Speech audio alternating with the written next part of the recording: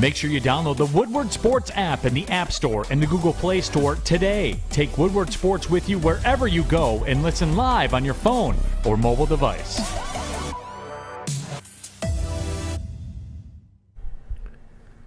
Good morning, everybody. Welcome to the Morning Woodward Show here on the Woodward Sports Network live. WoodwardSports.com. A beautiful Wednesday morning. A little chilly outside, but, you know, what are you going to do? Red Wings lose last night. Very interesting. Another overtime loss, unfortunately. We'll start off with Jonathan Bergeron, right? Shout out to him. First career NHL goal. Huge goal for him. We got a lot of young talent in Detroit, so that was good to see. You go around the NBA, a lot of action last night. No Pistons. You get the Pistons later on this week. It's an interesting time for the Detroit, really, sports scene, if I'm honest with all of you. So, good morning to all of you. Fish is dead. Jeff is dead. So here we are. It'll just be us today. So this should be a fun show. Jam-packed show today, actually. College football playoff committee released their top 25 yesterday. We'll get to it at 8:15. 8:30. Are the Lions heading in the right direction? And not only are they heading in the right direction, I want to know from all of you whether or not they're heading in the right direction. So we'll start taking callers around 8:30, 8:45. Phone lines will be open all day, 313-552-6322. Top of the hour. We'll continue the conversation with the Lions, and then we'll get to Anthony Broome, 9:15. Can't wait to talk to Anthony about the Michigan Wolverines, them staying put at 3, the future of college football. We'll get to the college football playoff expansion, eventually being 12 teams. Lots and lots and lots to get to. So I'm very excited for it. Can't wait. It's going to be a great show. But let's start with criminal activity, right? This is a sports show. We typically don't ever talk about politics or criminal activity, but damn it, we're doing it today. Because I committed the ultimate robbery yesterday. I stole a player in my fantasy football league, unbeknownst to the league, without even realizing what happened. So I'm going to walk you guys through this timeline. You try to stay with me and tell me what you think, all right? I traded Derrick Henry, Dallas Goedert, and Chris Godwin for an injured Najee Harris, Travis Kelce, and Tony Pollard, right? Nothing crazy. The committee said it was fair. We all had no issue. It was voted on 4-1. No issues at all. And that was at 11 in the morning yesterday, right after I got off the show. So I trade for Travis Kelce. I get an upgrade. I'm feeling great. And what happens at noon? The news drops that Dallas Goedert will miss significant time the rest of the season. Oh, my God. Oh, my God. And, of course, everybody in the league is like, what the hell's going on? Are we going to veto this? Yada, yada, yada. But the trade was already not only pushed through, it was verified in the app. It's done. It's over with. And, look, let's not play crybaby for this guy, all right? He got Derrick Henry and Chris Godwin, who both start on his team right now. All I got was Kelce, Najee, and Pollard on my bench. All right, let's just clear that up very quickly. Having said that, boys, ladies and gentlemen, this fantasy football team right now is looking really damn good. At quarterback, you got Kyler Murray. It will be Tua once he finishes his bye week. DeAndre Hopkins, Amon-Ra St. Brown, Jonathan Taylor, Alvin Kamara, Travis Kelce, and Terry McLaurin. Ladies and gentlemen, holy fuck! So I had a great day yesterday. Great day yesterday. Personal, fantasy football reasons. Holy hell, it's like Christmas outside. So yeah, I love it. I loved every second of it, and I wanted to know what you guys thought of the trade. And I agree with Booner. I'm absolutely not giving back Kelce. Of course not. No, it went through. It's a league rule. This is why we typically, as like league owners, do not trade on Tuesdays, because you never know what's going to come out, right? You never know the injury designation. It looked like Goddard was fine, and in the morning he had no injury designation. Now, had he been questionable or doubtful, that trade probably would have been vetoed, but he wasn't.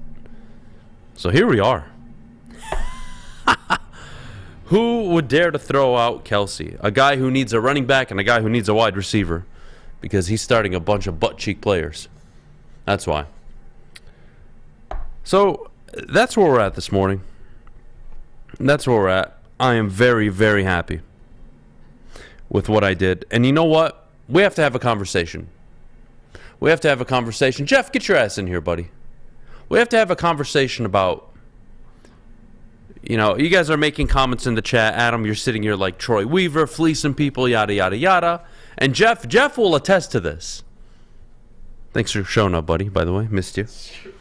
Let's talk. Let's see Jeff Cam. If you guys really want to know Adam, what a you wanna see GM what looks Jeff like. is? Wait 1 second, Fish. If you guys really want to know what a GM looks like, I'm sorry to be taking up the beginning of the show with this, but it's very important. I think it's very funny.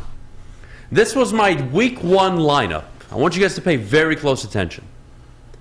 Lamar Jackson, Darnell Mooney, Jalen Waddle, Christian McCaffrey, Cam Akers, Dawson Knox, and Javonte Williams. That was my starting effing lineup, Jeff. Week 1. I'll say it again. Lamar, Mooney, Waddle, McCaffrey, Akers, Knox, and Javonte Williams. Fast forward to week 11, Jeff. Kyler Murray / Tua, DeAndre Hopkins, Amon-Ra St. Brown, Jonathan Taylor, Alvin Kamara, Travis Kelce, Terry McLaurin. That's called making moves, bro.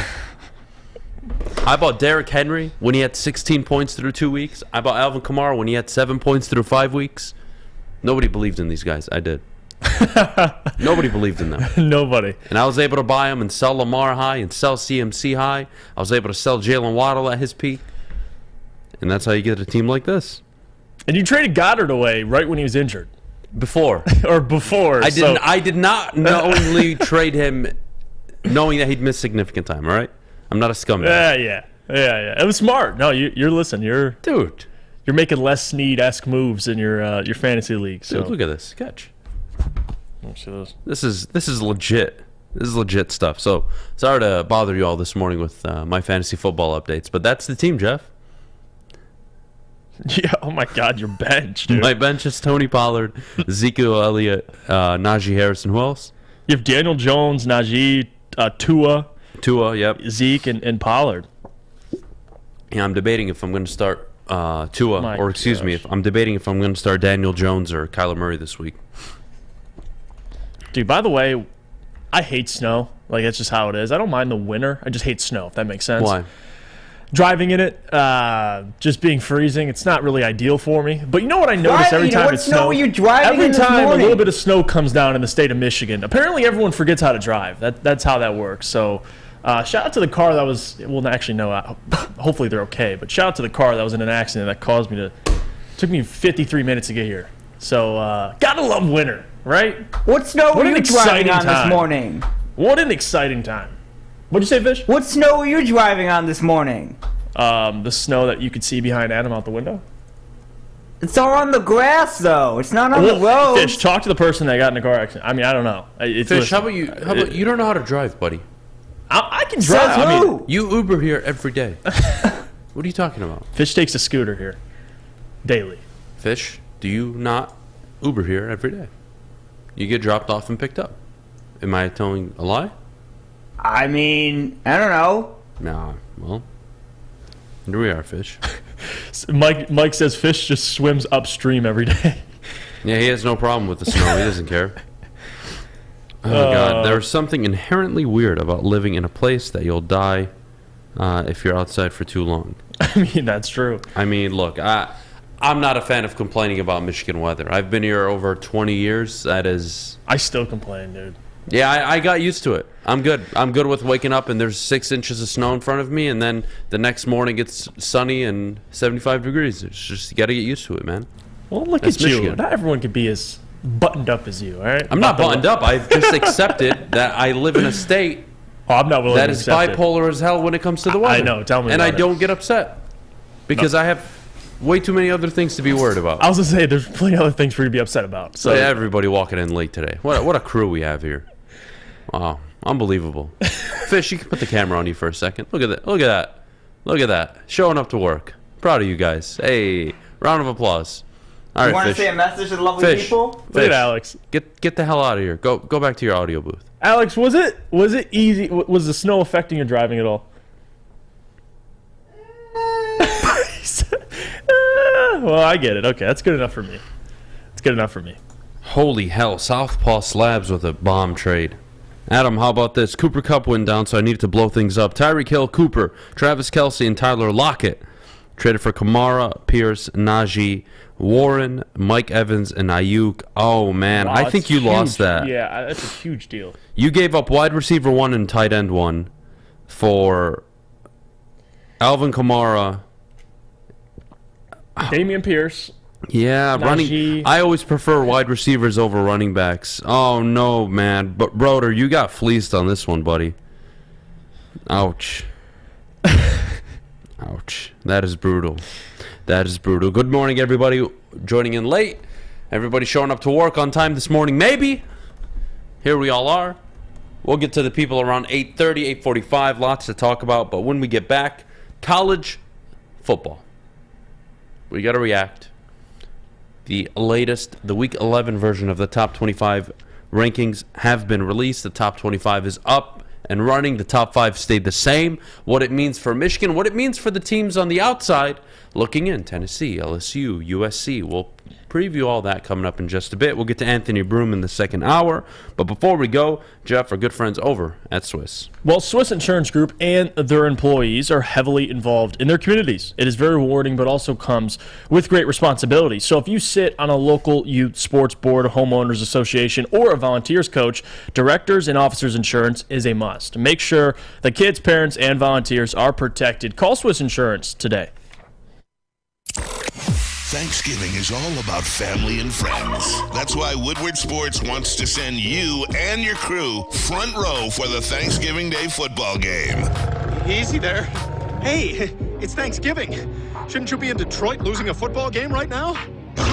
That's right, you and 3 people that you're thankful for sitting in row number 1. So close you can hear the action, smell the excitement, and taste the glory of Detroit football. All you have to do to enter is retweet or share our post on Twitter and IG, and tag 3 of your friends or family. If all 3 of those people are following Woodward Sports too, and we pick your name, you and your crew will all get the best seats inside Ford Field. So hop on Twitter and Instagram and tag your crew. And we'll see you Thanksgiving Day at Ford Field. Brought to you by Lady Jane's and Custom Health Centers.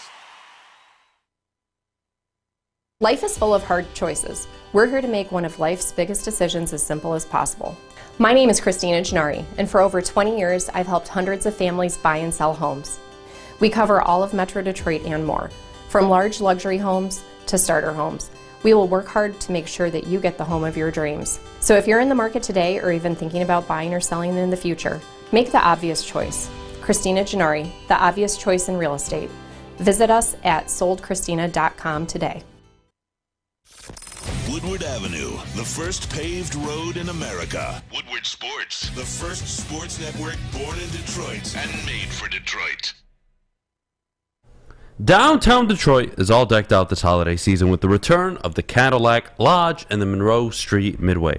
The Midway has a giant slide, winter bumper cars, and an indoor arcade. Plus, you can grab drinks at the Lodge before and after the games. Shop, eat, play downtown all winter long with deckedoutdetroit.com. We are back here on the Morning Woodward Show live, 8:14, Wednesday morning. WoodwardSports.com. All the latest news, breaking news, opinion pieces, game recaps, you name it, we got it over at WoodwardSports.com. All of our great staff writers do a hell of a job writing. Make sure you check it out. Let's start with one question before we get into the college football playoff. This is an interesting question, and we may bring it up later. Would you guys ever want Stafford back if the Rams call and say you can have him back for the number 1 pick that the Lions received? Hell no. No. Hell no. It's over. That chapter's closed. That chapter's closed. You are rebuilding. Yeah. You have a bridge quarterback who you are trying to get off the books because of how costly he is. Getting Stafford is not worth it when I could have a potentially future franchise quarterback with that pick. On a rookie deal. It's a big hell no for me, but maybe we'll bring it up later. But, Jeff, I love Wednesdays for this exact reason. College Football Playoff Committee releases their top 25. A team that finally made its way back in, Cincinnati. Remember the fake Cincinnati we talked about last year? They're finally sitting there at top, number 25. Hell of a program, hell of a university. But the top 4 is really what the story is. Georgia 1, Ohio State 2, Michigan 3, TCU 4. It hasn't changed. Tennessee at 5 hasn't changed. And now you saw the movement that I talked to you about yesterday that we actually both agreed on and we both said would happen, which is LSU would move up to 6, USC, to 7, Bama to 8. I wanted UNC in the top 10. They have them at 13. That's a whole different conversation. I think they're putting way too much respect on Clemson, but what is the committee trying to tell us? That's what I always look at. What are they telling me by this list, this arbitrary list of the best teams in the country, right? What are they trying to tell me? Are they really trying to tell me that Penn State is the 11th best team in the country after getting manhandled by Michigan and Ohio State? So you get credit for having bad losses against great teams? Because North Carolina is a one-loss team, and I see no reason why Penn State should be higher. So what is the committee trying to tell me here? What the committee is telling me is they're setting us all up. They're setting us up for 2 unlikely but very possible, very real scenarios that could happen. Unlikely, but it could happen. 2-loss LSU gets in, and then Tennessee's kicked out. You do not put LSU at 6 when they got their asses handed to them by Tennessee. Unless your narrative, which Alabama's at 8, by the way, with 2 losses, Alabama sitting there at 8, you now have Georgia, Tennessee, LSU, and Bama all in the top 8. What are you telling me? The SEC is the best conference. Look, we all know this. We all agree. That is not the problem here. We all know the Big Ten sucks. Having said that, what you're telling me is if LSU some way, somehow finds a way to beat Georgia in the championship game, that you are willing to have 2 SEC teams, a Big Ten champion, and an undefeated TCU if they remain undefeated. If they win the Big 12, they run the table. And let's look at their schedule. They've got on the road to Baylor and home to Iowa State. Tricky games. Those aren't walkthroughs. Those are going to be tough games for them. But they control their own destiny, right? But what happens if TCU loses, Jeff? This is where shit hits the fan. Tennessee's knocking on the door. TCU loses and Georgia loses in the championship game. What happens? Well, I'll tell you what happens, Jeff. Ohio State moves up to 1, or Michigan, depending on who wins. Georgia's 2. LSU moves up to 2. Oh, if they're SEC champions. Yeah. Georgia falls to 3. Tennessee. And they're setting this up for maybe Tennessee at 4, unless USC runs their remaining table, which, if I'm honest with you, is unlikely at the moment because they're on the road to UCLA, who is ranked 16th, and then they're home to Notre Dame, who are ranked 18th. They got 2 ranked games down the stretch. USC's defense is pathetic. Too reliant on Addison and Caleb Williams. But you know what? They've won games. I can't discredit USC, but this is the problem. And I'm not understanding what the committee's trying to do here. Because last I checked, you have to earn your way into the college football playoff. That is a right that you earn over the course of a season. LSU to be the 6th best team in the country with 2 losses is, 1, the state of college football. That's how it typically is. And 2, are you really going to set this up this way? Where you're going to have a repeat of the SEC championship game? Or are you going to move Georgia only down to 2, move TCU up to 3, and slide in LSU at 4? That way you have different matchups. That is what is pissing me off this morning. Penn State at 11 makes no sense to me, Jeff. North Carolina, I think, should be higher than Oregon, higher than Penn State, and I think you could make the case they should be in the top 10, at number 10, like I said yesterday, above Utah. Mm-hmm. This doesn't make sense to me. So Tennessee's way to the only way Tennessee gets in is if Georgia runs a table, you have your undefeated Big Ten team, and that's it. But what happens to Tennessee if LSU, or excuse me, what happens to Tennessee? Hell, what happens to LSU if USC wins 2 ranked games right now, and then they win the Pac-12 championship against a ranked team again? You'd expect them to Do they not deserve to be a one-loss Pac-12 champion in the college football playoff? So what do you do with these teams? You are not rewarded for losses in college football, yet we do it in the SEC because it's the best conference in the country. I understand that fully and completely. But Michigan would have the second best loss in the country if they lose on Saturday. But that doesn't matter because they didn't play anybody, right? Right. That's the narrative. Okay. Well, they mauled number 11 Penn State, but that doesn't count for anything. I guess in totality, like you look at how many. Like for I just TCU, again, I'm four frustrated. consecutive ranked opponents. I'm frustrated because a 2-loss LSU is sitting there at 6, like they've had some record campaign, and you have all these 1-loss teams. And LSU lost to Florida State too. Let's not forget about that early in the year. I get it was early, but you again, you are. I'm not understanding what the committee is trying to do here. I don't like it. It's very fishy to me. It's very fishy because you're going to have Georgia and LSU in the championship game. LSU wins, then what? Because you're not taking Georgia out of the top 4. You're not taking TCU if they're undefeated. And you're not taking the undefeated Big Ten champion out either. So that's 3 teams already, Jeff. Mm-hmm. So what am I doing? Am I giving it to Tennessee, a 1-loss SEC team? Nope. I already gave that to Georgia. Do I put in a 2-loss SEC champion in LSU? Well, what the fuck? Because I have a 1-loss Pac-12 champion in USC and potentially a 1-loss ACC champion in North Carolina or Clemson. That you could make this an argument for. So what are you trying to tell me, committee? This is why I can't wait for college football playoff expansion. Yeah. Because I am tired of the narrative that, oh, you know what? And look, I really don't think LSU will do it. But the way they're positioning it is they are forcing LSU on us. Hey, 1 loss in the SEC, 1 out of conference loss. It's okay. They beat Georgia. They beat Bama. That's enough to get them in. And you know what? We have Bama all the way up at 8, even though they're, what, a 2-loss team. Help me make sense of it, Jeff. Help me. Help me.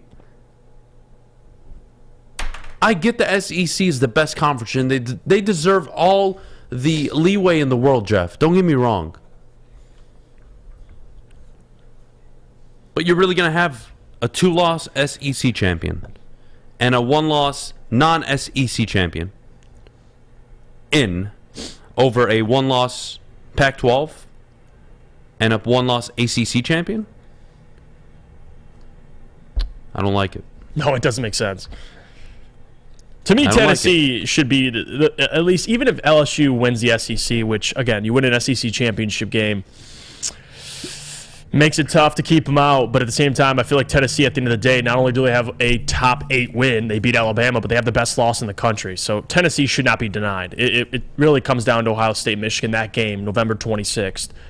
Whoever comes out victorious, I feel like Tennessee sneaks in, forever loses that game. And that's kind of just the reality of it. But the fact that LSU still has a chance to make the college football playoff. But again, can I get mad at a 2-loss SEC champion that's beating Bama, can't, Georgia? But this is why we talk about the expansion, because you're leaving out teams that you could make an argument for probably just as hard for, like Tennessee, USC. Booner says, and this is an interesting comment, I kind of don't mind what they're doing, Adam. Usually they just rank by record. Right now they're putting the better teams higher, as they should have been doing. LSU is one of the best teams. Are they? Are they? Are they complete? Does LSU pop off your screen when you watch them play? Because No. the best team in the country beats Arkansas 13-10. They beat Auburn 21-17.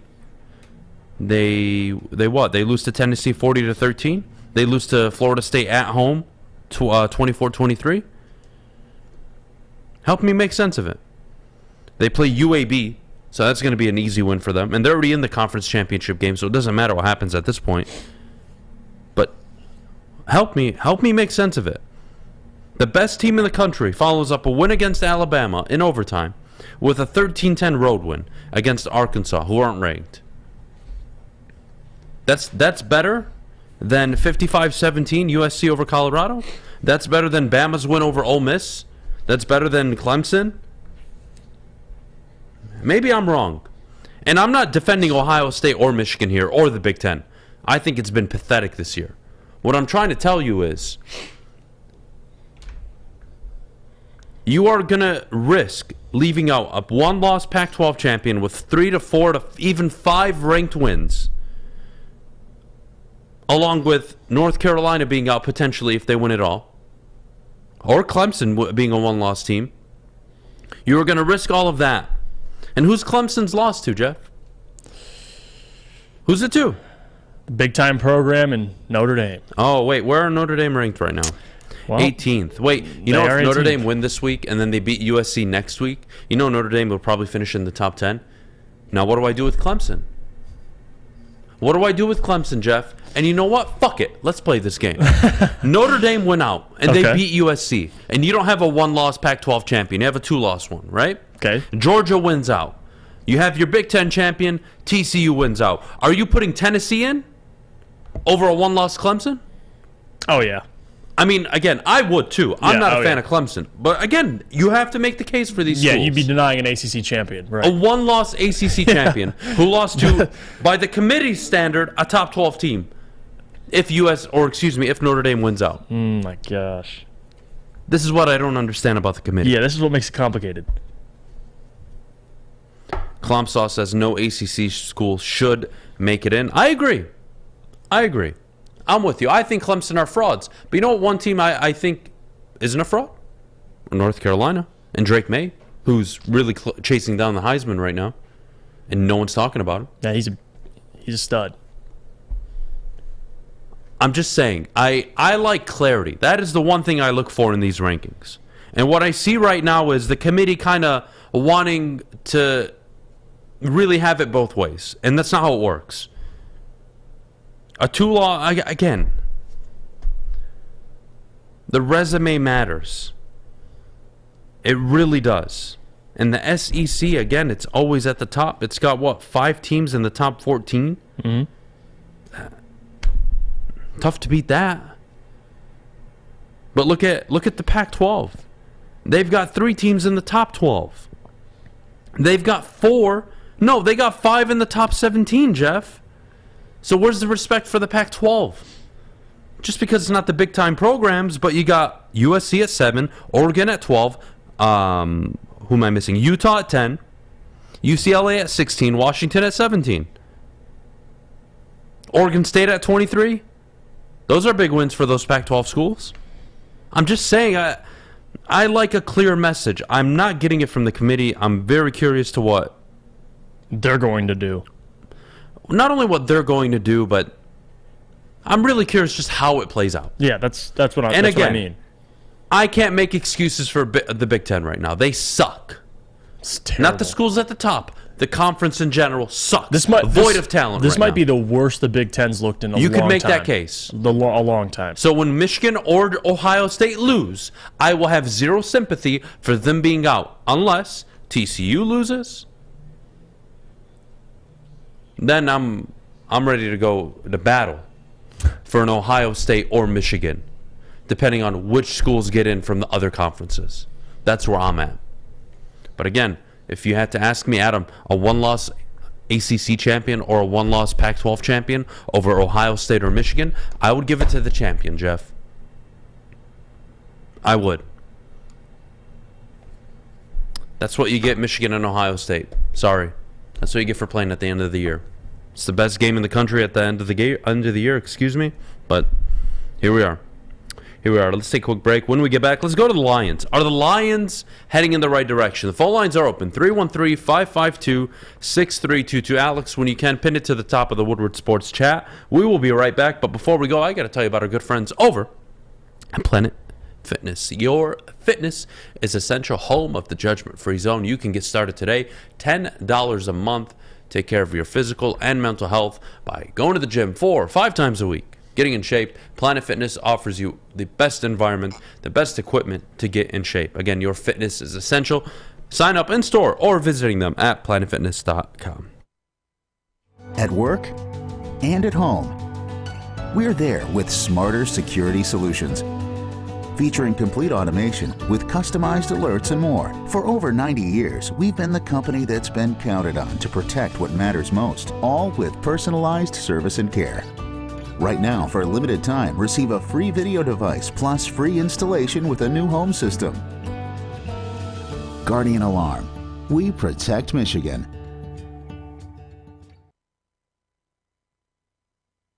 When you need apparel, there's only one place to go. Big Frog in Novi.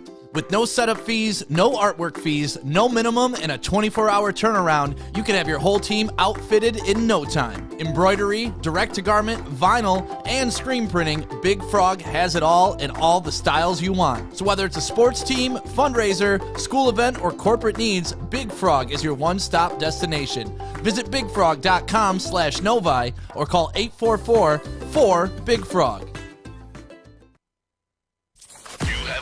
Make sure it's seen and heard. Corner, jumper. Tweet us, hop on the YouTube chat, slide in the DMS at Woodward Sports on all social media.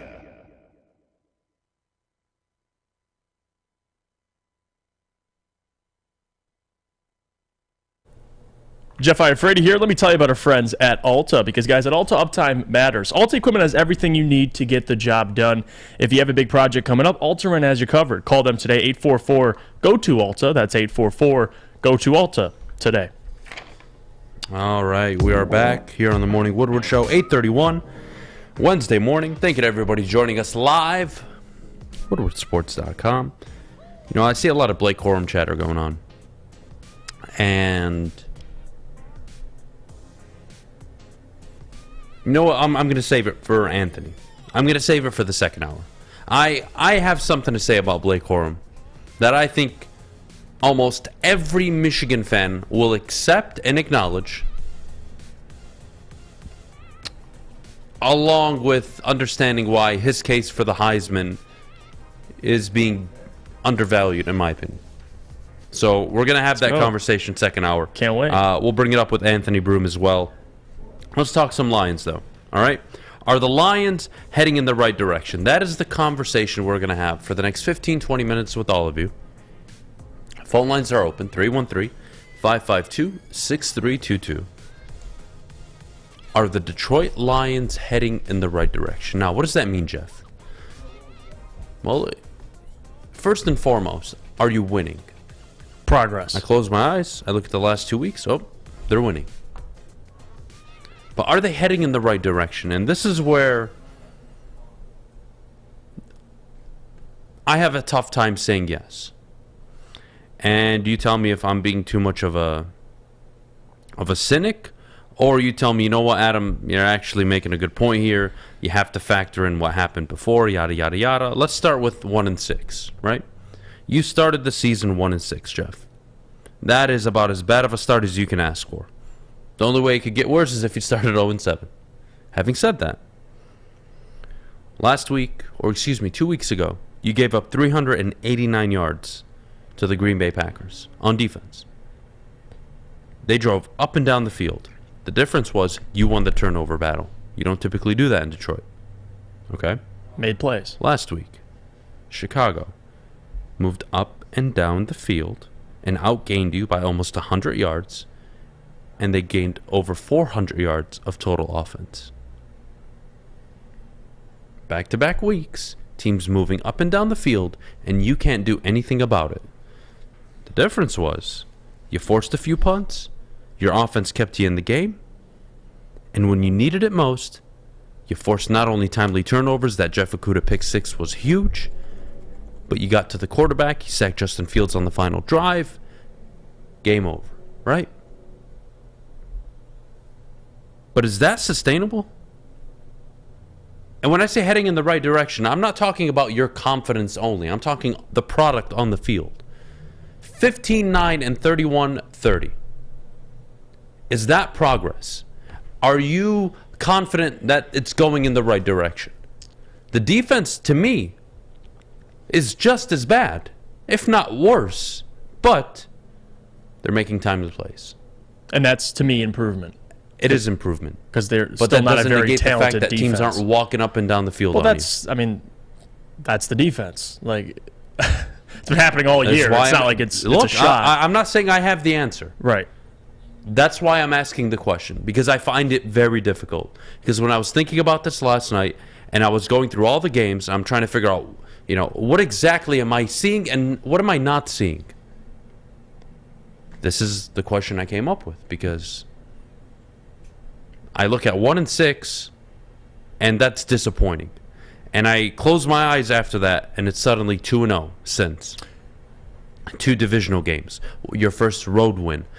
I don't want to say milestone moments, but moments, boxes that you finally checked. Right. That's a great way to put it, Jeff. And that's great. And I think that is very important. And now you have the Rams pick going in the right direction, where it may be a top 5, top 6 pick. Who knows, given how they play the rest of the year with basically no talent. And then you have the Lions, who are sitting there at 3-6. You're kind of not sure, but at the same time, it's the Giants coming up and the Bills. And look, the Giants don't make mistakes, and Buffalo makes a ton of mistakes. So you kind of have a very friendly 2-week period now, especially catching teams where one is a little bit too high and one's a bit low, right? Buffalo's a little low. The Giants are extremely high. This is a good moment, good period. This is like, for me, these 2 weeks. Now we're talking. Mm-hmm. Now you can talk to me about the Lions. But that's my question this morning is, are you confident? And we'll go to Josh out in Ypsilanti. Josh, you're on the morning show. What do you got, buddy? How you doing, Adam? You there, Josh? And Jeff. Yeah, hi. Can you hear me? Yeah, we can hear you. How you doing, man? How you guys doing? Good. What do you want to talk about? Sorry, I usually catch the show pretty late because I work real late, so I'm never up in time. Well, thank you for tuning in. I was going to talk about kind of the improvements that I see in the Lions. So, like, a couple weeks ago, I go to my buddy's house to watch the games, and watching the Seattle game where they were running that boot to the tight end that was getting 20 yards every play, I wanted to like pull my hair out. I was like noticing something that we'd run a single high safety or we'd drop the corners back, but nobody would cover the flat. Like no linebackers, no DNs would drop, and that's like the biggest difference I noticed. Like that's why I actually really think that linebacker, like a veteran linebacker that can call the plays, that can cover like that, that's what we need right now. Because that's the biggest difference I see. They're not letting those people get to the second or third level, so that allows those receivers to kind of just blow the top off the defense because the corners aren't having to come back in for help. They're actually like playing decent zone now, which is nice to see. Right. It actually is helping run too. No, and listen, Josh, to your point, you've seen games this year where, Jeff Okudah will be your leading tackler. And at the same time, you want to give him praise. But the fact that a corner is your leading tackler probably isn't a good sign for your defense. They're getting to the third level of your defense. So I'm with you. I think a linebacker is a big need for this team. Alexander Zaloni, I mean, he's serviceable. Derek Barnes, serviceable. Malcolm, we like what we've seen out of Malcolm, but overall, to your point, I mean, you need a game wrecker, man. You need somebody who can cover sideline to sideline, and I'm not talking about just Malcolm, like a realistic game changer, like Roquan's already been traded, but something along those lines. So I'm with you. I think that's the position they definitely need on defense. Well, let me say this, Jeff. Again,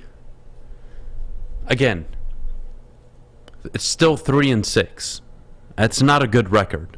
And a horrible NFC, maybe you have some life. I still don't see it. Because you got to win 7 of the next 8 games to even have a shot. You're going to have to finish 10-7 if you want that NFC wildcard spot. You got the Giants, the Cowboys, the Seahawks/Niners, all fighting for those wildcard spots. Oh, yeah, and they're already 6-7 wins ahead of you. Yeah. Well, excuse me, in total. They each have 6 or 7 wins. But again, where's the confidence coming from? Is it strictly just the result? Because again, I'm really not trying to like rain on your parade right now. No. Really and not. Can I explain why I think they are heading in the right direction? Because I'll pitch my case before we get to a caller. Well, let me ask you this then, because I'm very curious what you're about to say. Mm-hmm. Because what my point would be is, I still haven't seen him out-coach anybody. I've seen him not fuck up the last 2 weeks because he's decided not to be an idiot and go for it on every 4th down and take field goals. Wait, hear me out. I'm not saying this in a bad way. Please understand me. No, I'm listening. I'm really not saying this in a negative fashion, but I'm asking a real question that I think a lot of you either don't have the answer to or struggle to answer. And I struggle to answer because I don't know. And that's why I'm asking this morning. Because I'm not seeing him going out and out coaching teams yet. That could very well happen over the next 6, 7, 8 weeks. I'm not saying anything now. I'm just bringing it up because when we talk about confidence moving forward, I see 2-box scores where you were beaten in first downs, time of possession. You were beaten in every category except turnovers. You have finally found a way to force turnovers. Great. You didn't F up as much as the other team and you've won 2 games. Great. I'm not taking credit away. But I am asking the question, what else is there other than the box score? Because I asked for wins. He's given them. Yeah. I'm not saying a damn word about him right now. But again, confidence in where they're going, I'm not sure. If you watch that Chicago game, too, you got to give credit for them being the more disciplined team on the road, right? Eberflus, I know you said he hasn't outcoached anybody, but who had the more disciplined team in Chicago? I mean, Detroit. 100%. So I guess in that realm, he did outcoach. I mean, Eberflus had his team they're shooting themselves in the foot. And I'll tell you this, a couple things why I feel like they're heading in the right direction. One, from a coaching perspective, Dan Campbell over the last 2 weeks, he's looked night and day, right? There hasn't been any decisions we could sit here and criticize him for. Everything's been timely. Everything's been, at least we agree it was the right decision early on, settling for the field goal, something we didn't see against the Patriots, going forward on 4th and 9 early in the game. So last 2 weeks, I think coaching's improved. The other part of it is players, right? Our future is really based on Aiden, Kirby, these young players, Derek Barnes, I could go on, Amon-Ra St. Brown, James Mitchell. These guys have played better, right? These guys have taken that next step. Kirby, 2 picks, was NFC Defensive Player of the Week against the Packers. The following week, or that same week actually, James Mitchell gets his first touchdown. The following week, you had guys, Jeff Okudah making plays. So players, young players, are getting better. That's what I'm basing this season off of. The wins are great, right? 2-0, 2 divisional wins. You get one of them on the road. That's what we've been asking Dan to do. You're 2-1 in the division on the year so far. So, in my perspective, players are getting better. Aiden has looked even better the last couple weeks. The game's slowing down for him. But on the other side, on the flip side, the offense this past week against the Bears. Ben Johnson, finally the offense has been able to score really not only in the first half, but in the second half as well. So, to me, Adam, I get the defense has been struggling all year. But from Dan Campbell's perspective, how he's adjusted over the last 2 weeks as a coach, making the right decisions, having nothing we can really crush him on, and the players, the young players, Brad Holmes' draft picks getting better, tells me that they're at least heading in the right direction. Now, what can they do against the Giants? They haven't beat a team with a winning record all year. This is their opportunity to do it on the road again. So I don't think I would sit here and say, everything's all, sunshine and rainbows. But if they can go out... No, I don't think that's what you're saying. And this is a great question by Michael. He says, Adam, will a win against the Giants give you any sort of confidence that the team is going in the right direction? If not, what will it take? You've yet to tell us what you need to see. So that's a great question, Michael, and that's really where I'm at this morning is I'm asking for wins, and he's doing it right now, okay? I'm on board with that. Hear me out. That doesn't negate the 1-6 start. It doesn't negate the 3-13 in one season last year. It doesn't negate the bogus penalties. It doesn't negate the bogus play calls, the decisions, the 4th and 9 against New England. But what do I need to see? I need to see the last 2 weeks, his ability to accept points and be aggressive in moments only and not coach his team out of the game. I would like to see that moving forward, number one. The team not shooting themselves in the foot would be another part. That would be a big one. More disciplined. What do you know? Only 2 penalties against Chicago. I like that. There are things I like, but I don't know, Michael. I don't know because you guys know where I stand with this coach. You guys know I don't believe in him. And I'm not trying to be a hypocrite either. Because when things are going well, you get praised. You get talked about in a positive manner. And I do not want to take that away from the Lions right now. 2 in a row. They've looked better. The problem, again, the only problem I'm seeing is you go back boy, you haven't come back in the fourth quarter from a 14-point deficit in 30 years almost. 29 years, I believe. And on top of that, the Lions, I think, are 3-10 in one-score games. So close games they've struggled to win as well. And it's kind of building up for me, Jeff, to a point where I want to see it play out a little more. But if they turn and lose to Buffalo and New York, or excuse me, New York and Buffalo, and they're 3-8, well, then what? Like, you're not there's never a winning scenario unless he wins. That's it. What win total? I said 7 before the year. I don't think it's realistic right now. What do you need to see win total? I think 6 would be enough, even though it would kill me internally. Mm-hmm. Again, I need to watch the games. How do they get to 6 wins? That's true. Right? But let's just say the number is 6. He's improved as a coach. He hasn't made any awful decisions. I'd be on board with year 3, but a very, very strict year 3. You guys know how I feel. Because year 3, I'm going in with 9, 10 win expectations.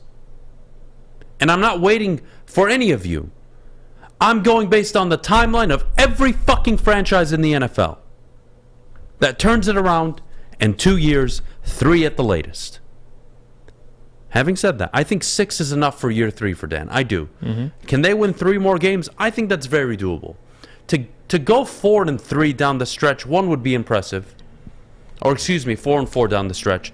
1 would be, I would say, impressive. And 2, it would give me something to work with going into the offseason. Now, if you're one of the draft pick guys, then it is what it is. I really can't change your mind. But again, I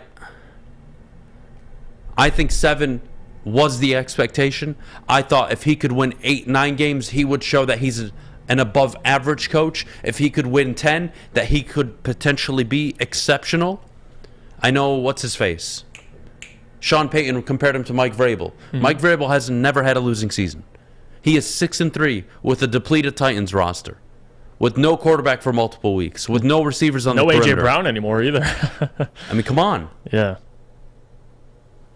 Losing your lineman for the year. Come on. There's levels to coaching. That's where my expectations are. Now, you can have different ones. That's fine. We can disagree on stuff. But I am looking for that coach, the Mike McDaniel, the next Kevin O'Connell. That's what you're looking for. You're looking for the Brian Daboll. That's it. That's all I'm asking for. The guy that can overachieve, overdeliver, overcommunicate. Can Dan Campbell do that over the next 8 games? We'll see.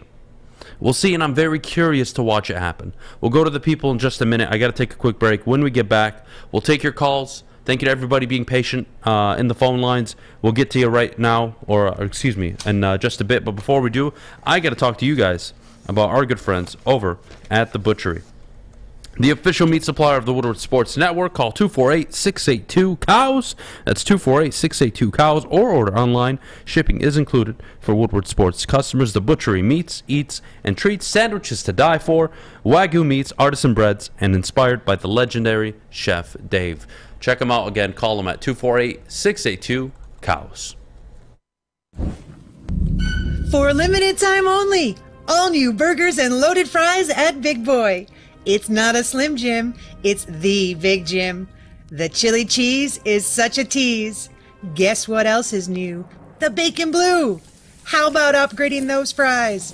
Chili cheese fries, baked potato fries, nacho fries, what will it be? Satisfy those taste buds at Big Boy. My name is Lee. I've lost 35 pounds on the Custom Health Center program. So the 3 biggest benefits that I've gotten from this program has been I'm not snoring anymore, I have a lot of energy, it's great, and oh, by the way, look at this. No, I'm just kidding. No, I'm just kidding. Call us at 844-789-THIN or visit CustomHealthCenters.com for a free consultation and get started for as little as $5 a day. The only sports network in Detroit that starts with a W. You know, because we win. Woodward Sports, Detroit's winning sports network. All right, you want to win front row tickets to the Thanksgiving Day game? Well, I'll tell you how to do it. Retweet the post on Twitter or share it on Instagram. Make sure you tag 3 of your buddies or family members, and make sure they're all following Woodward Sports, and you will be entered to win a chance to win front row tickets to the Thanksgiving Day game. This awesome giveaway is brought to you by our good friends over at Lady Jane's and Custom Health Centers. Losing my breath. Jesus.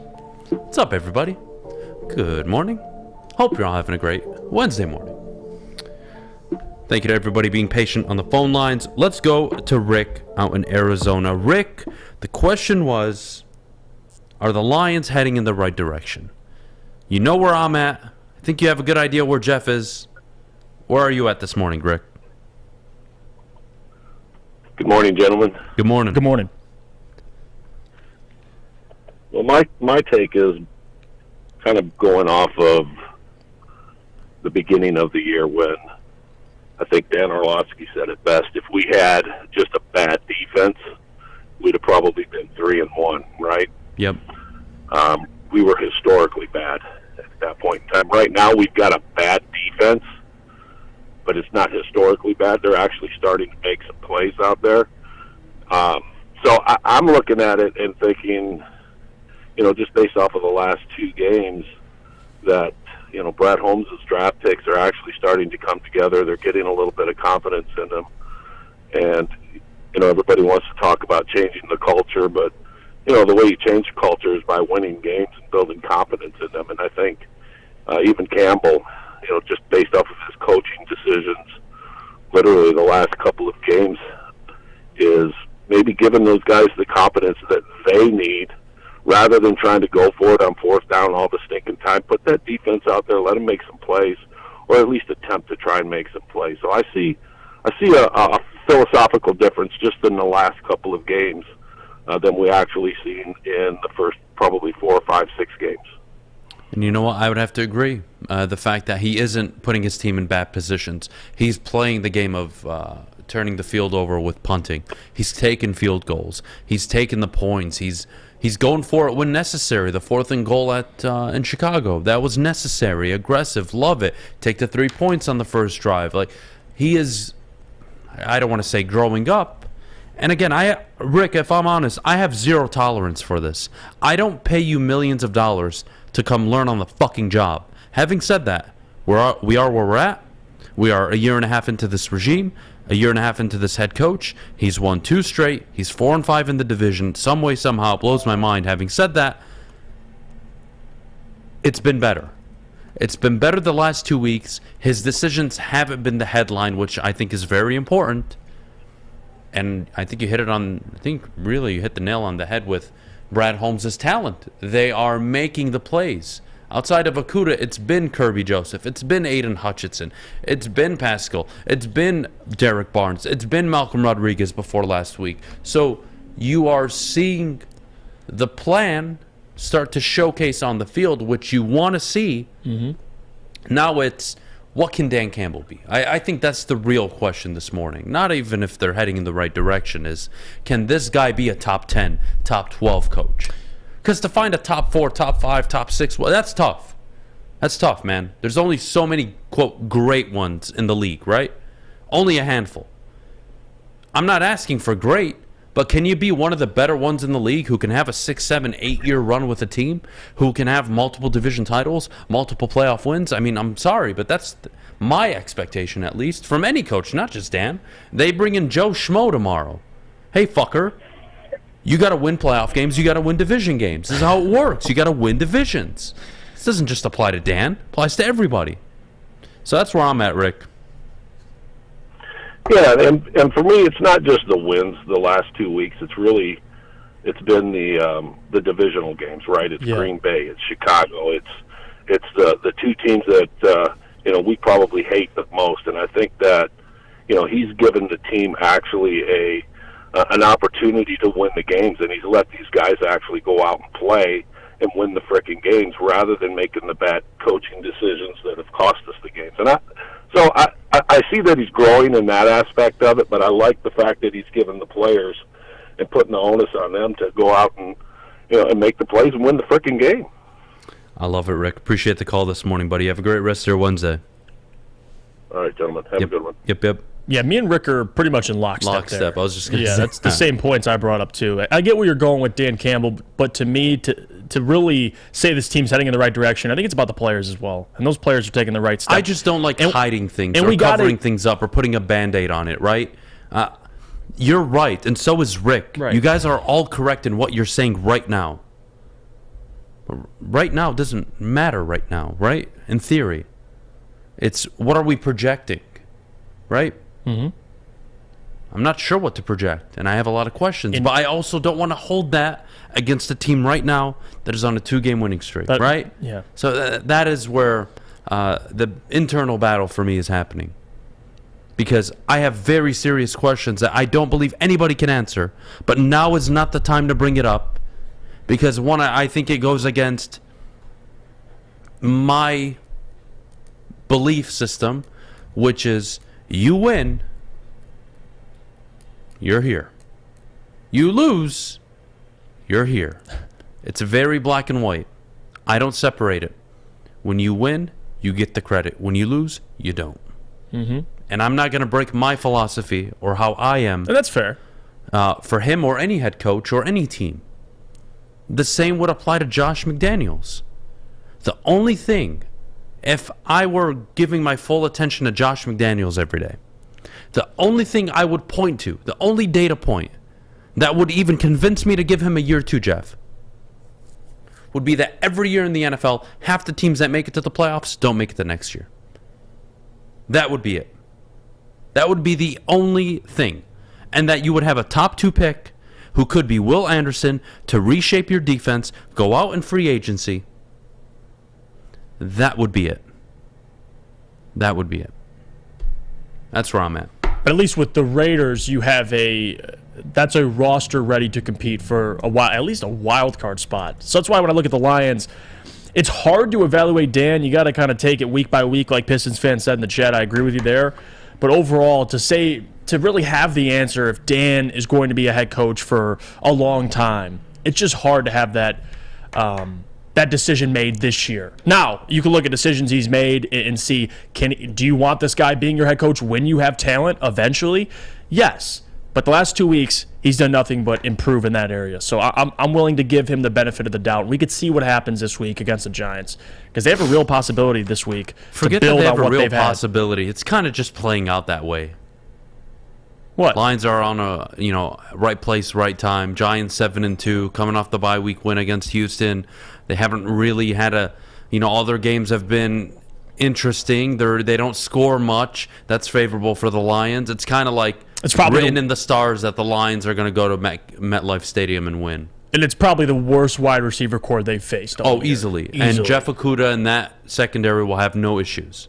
And if they do, I'd be very disappointed. But I would agree. Let's take a break. Top of the hour coming up. When we get back, we still have a lot of people waiting in the queue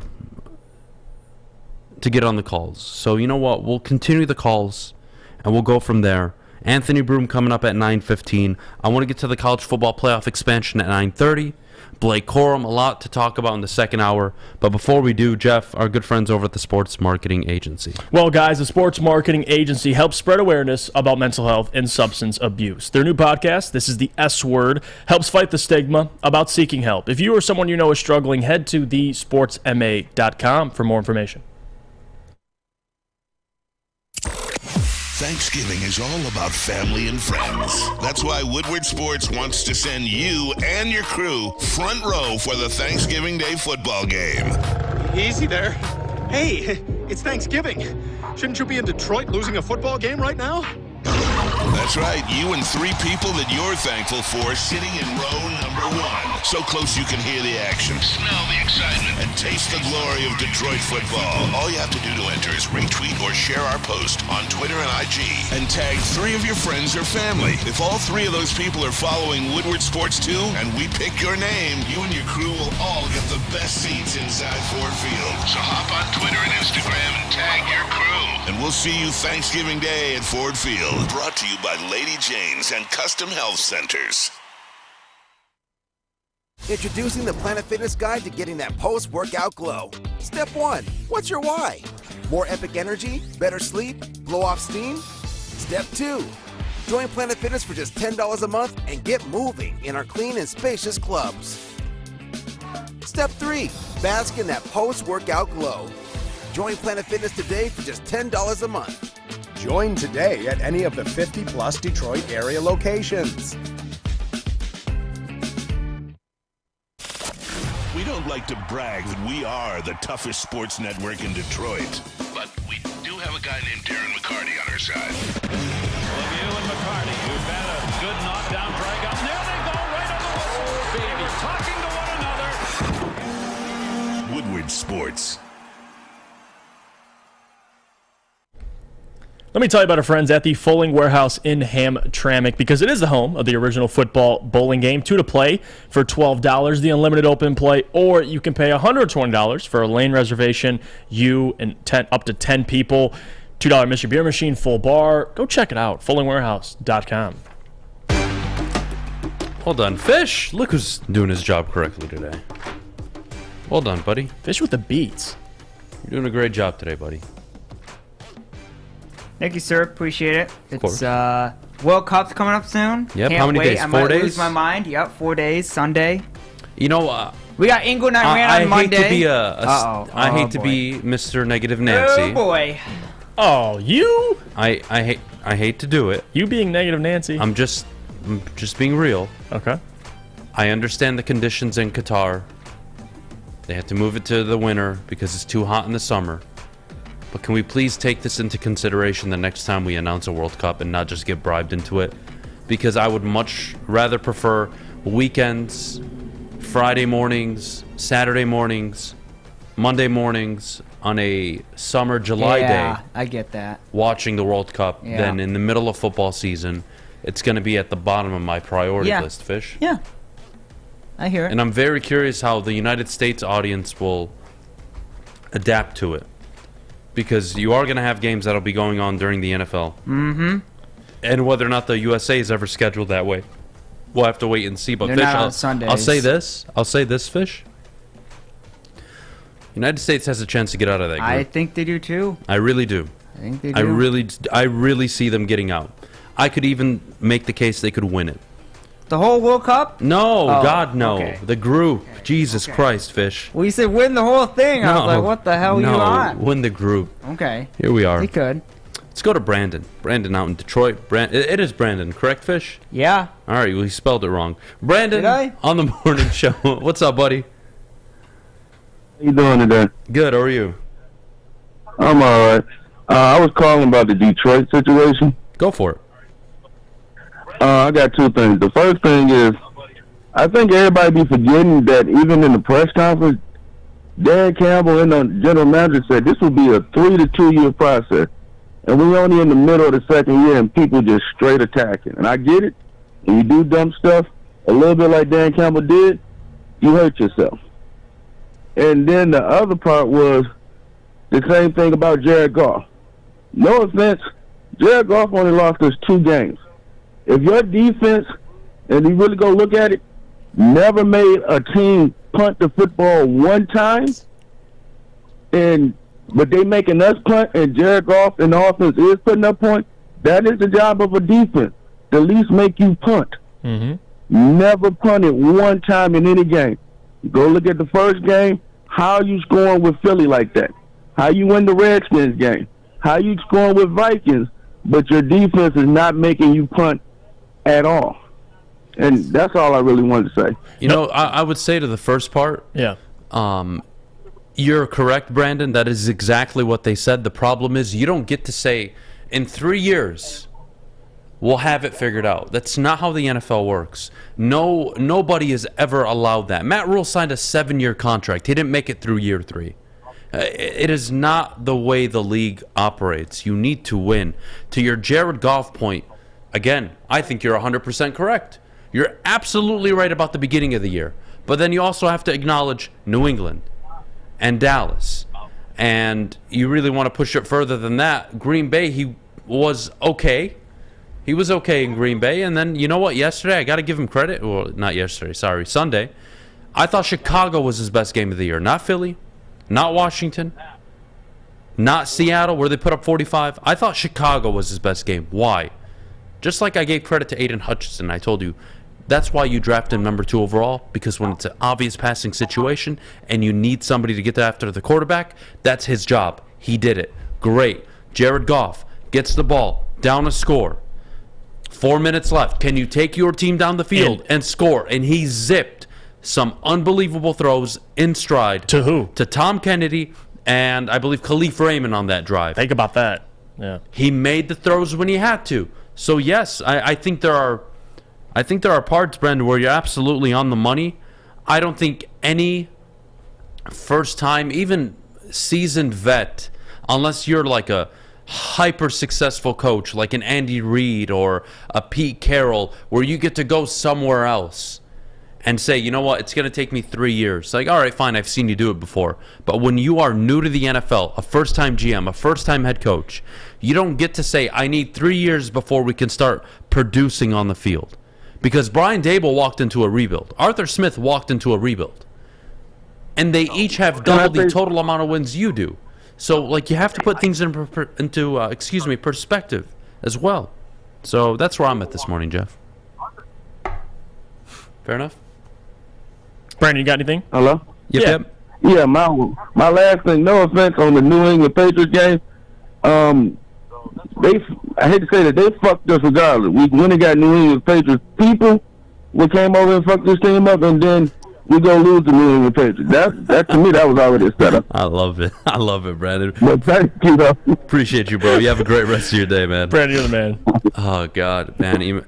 That's the funny thing. That's another thing. The fact that Matt Patricia is an offensive coordinator somewhere, you couldn't have told me that when he was fired. Like, you couldn't have sold me on that. I would never have believed it. And the reports of the Patriots offense being stale and them having to rework it, it's Gosh. like, yeah, that's, and we got shut out. Well, that's by what that happens when you lose Josh McDaniels. And again, yeah. You guys remember Jim Schwartz very well. I like Jim Schwartz. I do. He's not a good head coach. He's a very good defensive coordinator. Absolutely. Josh McDaniels right now, next year will be his last year likely as a head coach. I'm just not seeing it. I think Hackett, too, right behind him. Hackett should be gone as well. Some guys are just meant to be coordinators. Some guys are meant to be assistants. Not everybody is meant to have a head coaching career. Jeff Saturday, he may suck as an offensive coordinator. But he may be excellent as a head coach. You don't know that. But he's a leader of men. He really is. There are certain qualities, and that's why Dan Campbell is like also semi-appealing outside of his stupidness that you've seen over the last 2 years. Guys don't quit on him. But you have to be able to control a locker room. You have to be able to lead. You have to be able to communicate. He does those things well. Now it's execution. Can you execute? Can you follow through? Can you game plan? Can you out-coach? You haven't seen that often. But you go look at the coaches around the league, the really good ones. Name 3 off the top of your head. Coaches you respect, you think are excellent at their job. I'll throw Pete Carroll in there. Okay. Pete Carroll's having a hell of a year. Down year for him. No, not this year. Just in general. Coaches. Oh, Sean McVay. Give me the 3 coaches right now where you're like, damn, they are really good at their job. Sean McDermott. Okay. Sean Payton. Okay. Well, he's retired now. Sean McVay. Okay. Pete Carroll's up there. Okay. There's still a ton more. I was saying Andy Reid. Oh, of course, Andy Reid. So now you look at a guy who can lead men, right? Yep. The Chiefs are literally in the middle of a rebuild on defense. Mike Tomlin's another one. And he's finding ways to get it done. Mm-hmm. They have the 4th or 5th worst turnover differential ratio at -4. -4. And on top of that, it's funny to me. It's funny. But again, coaches like, for me, Andy Reid, coaches like Kyle Shanahan, they are out coaching people on the opposite sideline. It matters, man. It really matters. When we get back, Anthony Broome will be joining us in just about 3-4 minutes. Can't wait to talk to him. But I do want to go to Flocka. He's been waiting for a long time. I don't want to take a break without going to him. So let's get him on in Westland, Michigan. What do you got, buddy? What's up? Can you guys hear me? Yep. Yes, sir. All right. So what do you guys think of the NFL draft? I like Trenton Simpson, but I want to do it in the 2nd round. I want Jahmyr Gibbs. What do you guys think? Ooh. Definitely need to draft a running back. We did talk about that. I'm good with Gibbs in the 2nd round. Bijan is... I think Bijan's going to be end of the 1st round probably. Definitely. I'm not comfortable taking it back in the first round. You've seen Najee Harris recently. But then again, there are guys that just dominate. Jonathan Taylor was a second-round pick. I think second round is where you're going to take a swing on a running back. So I would agree with you on that one. His tape is excellent. I don't know if you guys actually watched him, but like that dude just burst through tackles. Him and Swift, like you can have Swift, catching passes, have him as your lead back. I think that'd be excellent. Yeah, anything to take some of that pressure off Swift because it doesn't seem like... I think Swift needs to go, personally. I'm done. He's been healthy, quote, healthy for 3 weeks now. Yeah, his shoulder is apparently okay, but he's avoiding contact. He's only running sideline to sideline, east and west. He's not running north and south. I don't like it. Swift needs to go. Next year's his final year of his contract. If you can deal him in the offseason, go for it. I'm not sure why you would keep DeAndre Swift. He is made of paper. And look, it's not a knock on him. Some players are injury prone. I was injury prone back in high school. I would tear my ACL on a non-contact drill. I would break my wrist diving for a catch out in center field, playing baseball. It just happens. No, seriously, it happens. Some people don't have that luxury of, being healthy all the time. And he's one of them, but I can't build a football team around him, no? No, it's true. It's true. I mean, we could have had JT. That's the problem. We passed on him. I know. Chiefs could have, too. Right. Yeah, they took Clyde Edwards-Helaire. I mean, when the draft happened, I actually liked that pick. I figured he would have been a good receiving back for them. He was at LSU. Everybody did. Everybody did. He had no... he was basically never used in college. He had the 1 year. He was less, worn down than Jonathan Taylor and Gibson and some of these guys. At the time, that was a highly praised move by the Lions. It just so happened that he was the one with all the injury problems eventually. Right. All right, boys, I'm going to let you go. Have a good day. Appreciate it. You too, buddy. Let's take a quick pause. When we get back, Anthony Broome, Michigan football. We'll get to him. Blake Corum's Heisman candidacy. We'll get to all that and so much more. College football playoff expansion at 9:30. A lot to get to. But before we do, I got to tell you about our good friends over at Lady Jane's Haircuts for Men. Open 10 to 8, 7 days a week. Walk in anytime. No appointment necessary. Their awesome stylists will take care of you like they take care of me. So get to a Lady Jane's near you. Hot lather neck shaves. Lady Jane's. It's wicked awesome.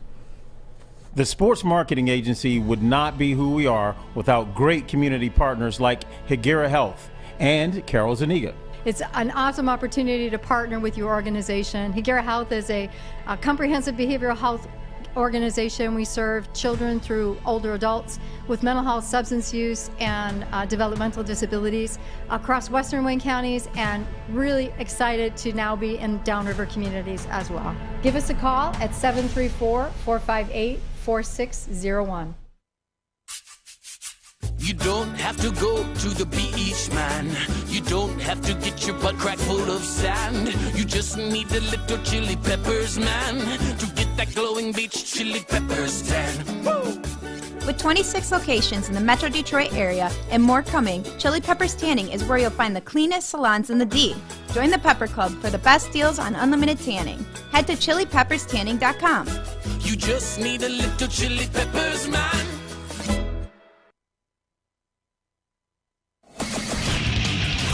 Get a shot up. This is for the win. All of Detroit's sports teams live on Woodward.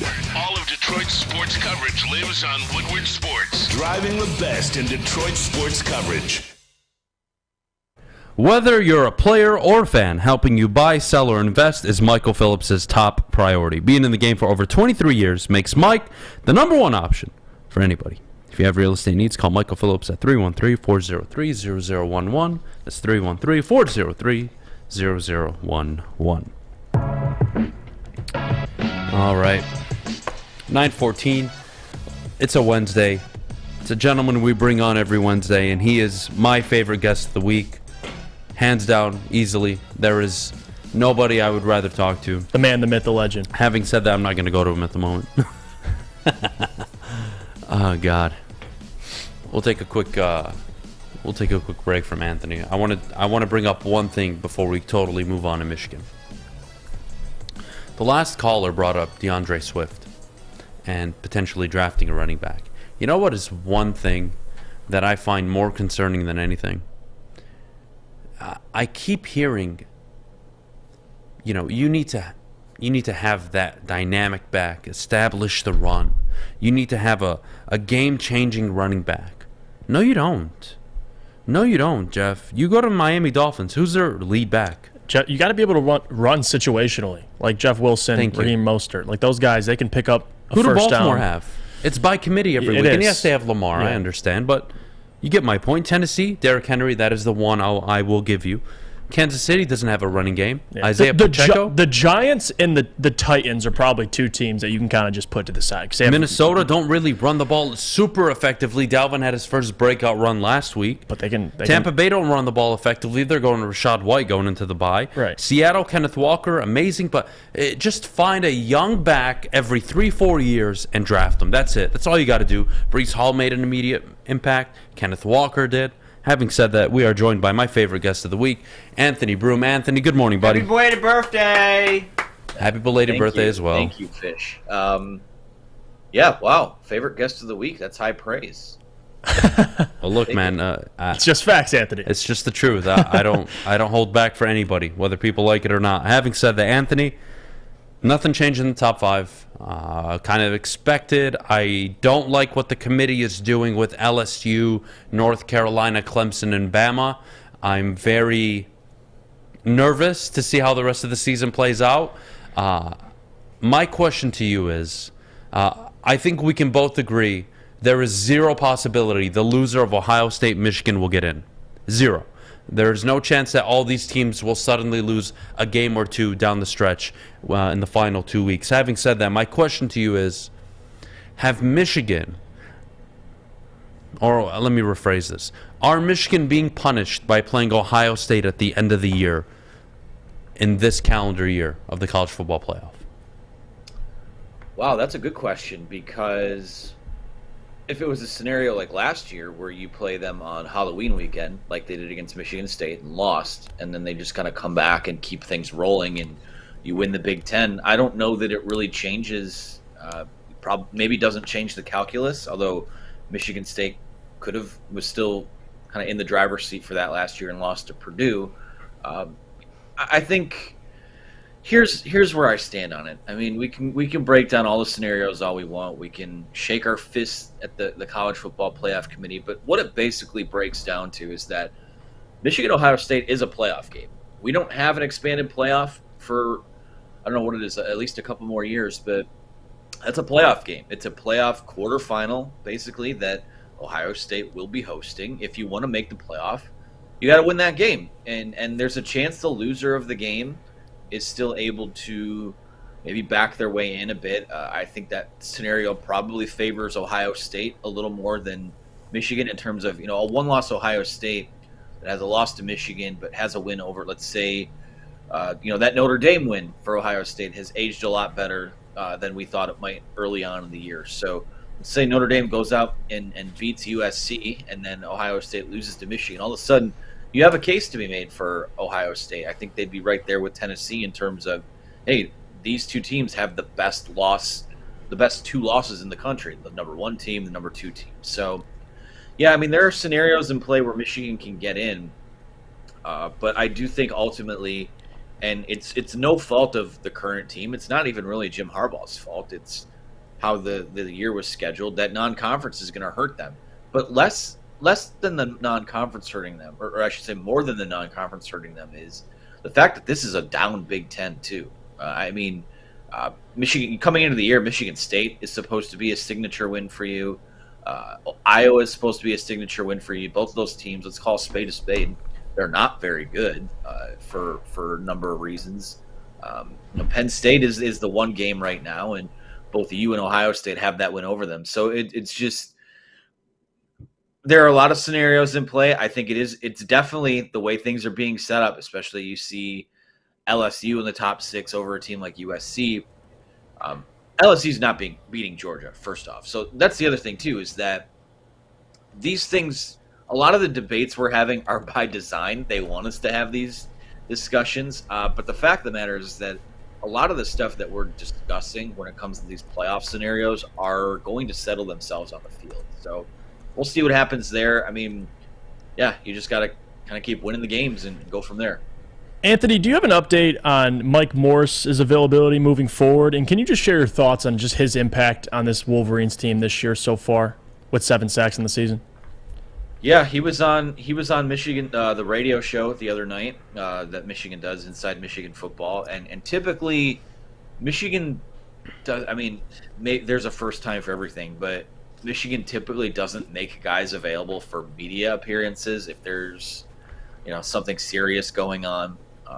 Obviously, I think he maybe rolled his ankle or hurt his. I still haven't seen the replay of that particular play, but I can say, I mean, I'm not breaking news here, but I'm pretty sure I saw him the other day kind of walking gingerly out of the football facility still. So we'll see for this weekend, but I have no doubts that he would be ready for next week. And in terms of what his impact has been, we talked to him in the offseason, and one of the biggest narratives or storylines about this team is who is going to replace Aiden Hutchinson. And, Michigan was confident they could do it as a group. But Mike Morris stepped up to the podium and said, listen, I want that attention. I want that burden, so to speak. And, he hasn't quite been Aiden, but man, oh man, I mean, he's been a force for them. And he's been so consistent too. That's the biggest thing is he's been consistent. He rushes from the edge spot. They kick him inside. He rushes from there.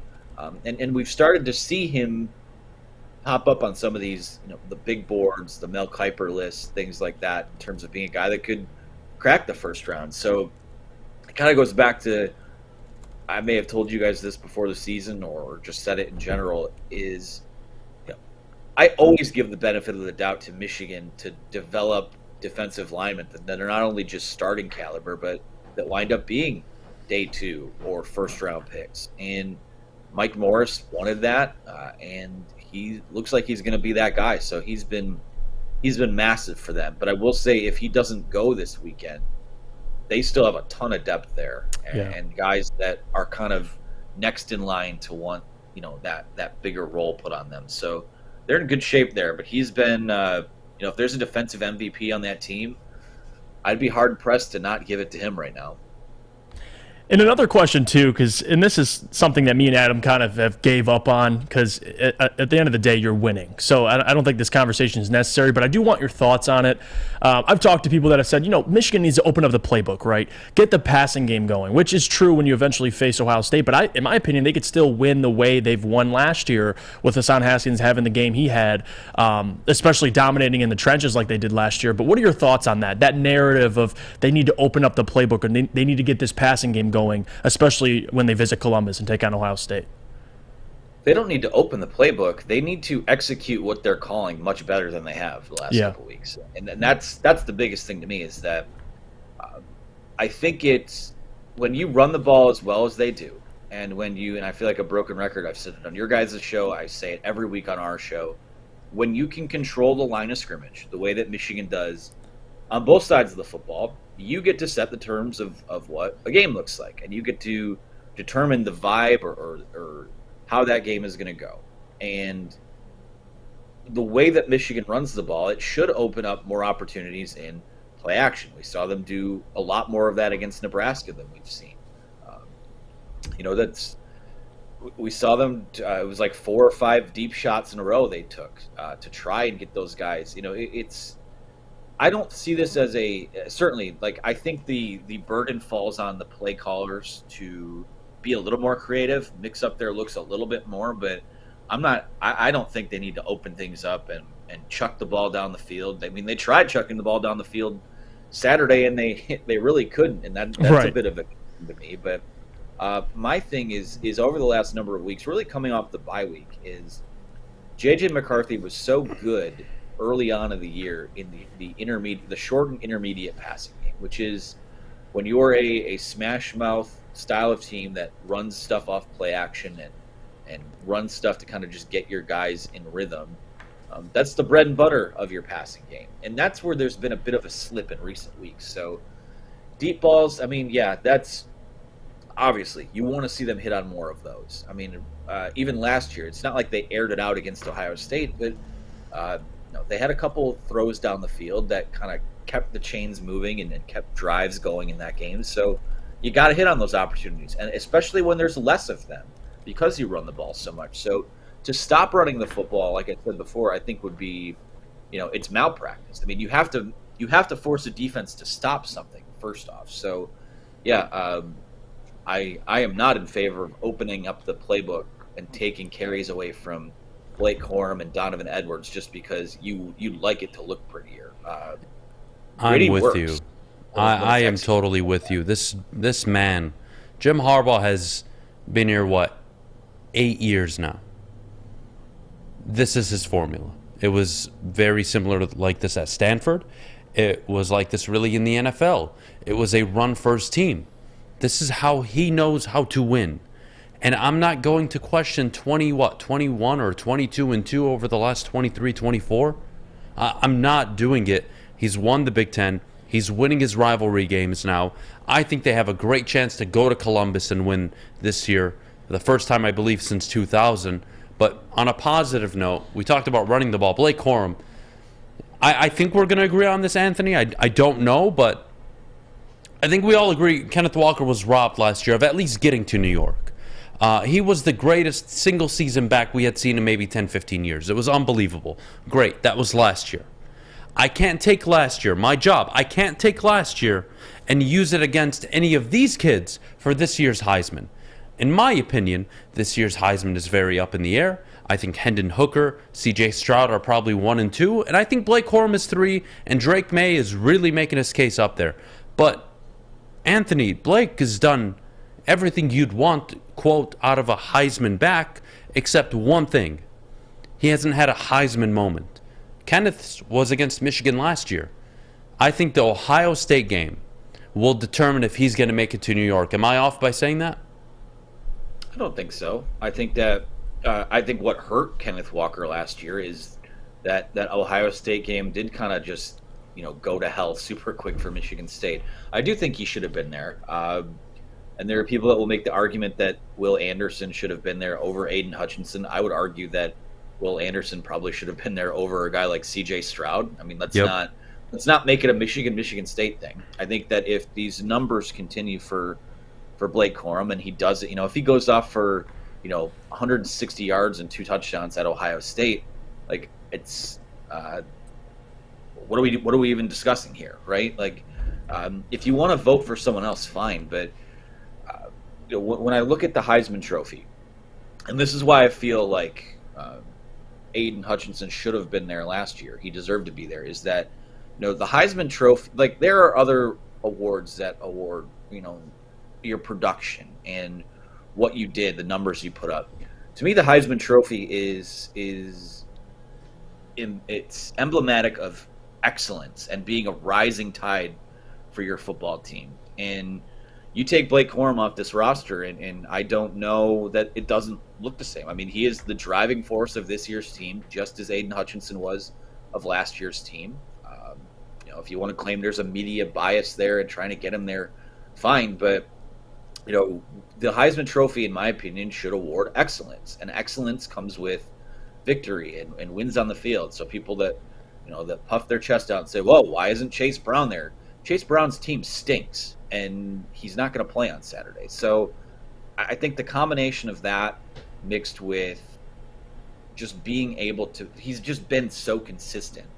And honestly, if they played more competitive games in non-conference, those numbers probably look that much better. So yeah, if he finishes this out on this same trajectory, there's no question that he should be there. You could give the winning vote to whoever, but if we're awarding excellence in college football and guys that lead to winning at the highest level, yeah, he should be there without question. I have no qualms about that at all. Fair enough. Well, Anthony, can't thank you enough for joining us this morning. Enjoy the rest of your Wednesday.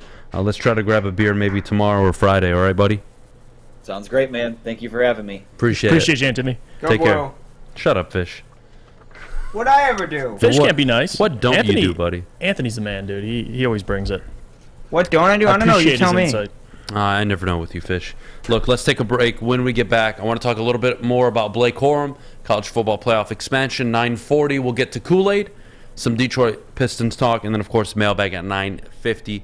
That and so much more coming up. But before we go, Jeff, our good friends over at Cintron. Well, Cintron is the official energy drink of the Red Wings. Cintron has combined all 3 of their delicious flavors into a limited edition 6-pack sampler box. If you're watching on WoodwardSports.com, you can see it. Classic, sugar-free, cranberry. They got all 3 of them in one pack. Pre-order your Cintron 6-pack sampler box today at CintronWorld.com/Red Wings. Get energized with Cintron. Thanksgiving is all about family and friends. That's why Woodward Sports wants to send you and your crew front row for the Thanksgiving Day football game. Easy there. Hey, it's Thanksgiving. Shouldn't you be in Detroit losing a football game right now? That's right, you and 3 people that you're thankful for sitting in row number 1. So close you can hear the action, smell the excitement, and taste the glory of Detroit football. All you have to do to enter is retweet or share our post on Twitter and IG and tag 3 of your friends or family. If all 3 of those people are following Woodward Sports too, and we pick your name, you and your crew will all get the best seats inside Ford Field. So hop on Twitter and Instagram and tag your crew. And we'll see you Thanksgiving Day at Ford Field. Brought to you by Lady Jane's and Custom Health Centers. What's a winter wonderland if you can't shop, eat, and play? Lucky for you, you can do it all at the Downtown Detroit Markets, Cadillac Lodge, and the new winter version of the Monroe Street Midway, all located just across the street from Campus Martius Park. Find the fun at deckedoutdetroit.com.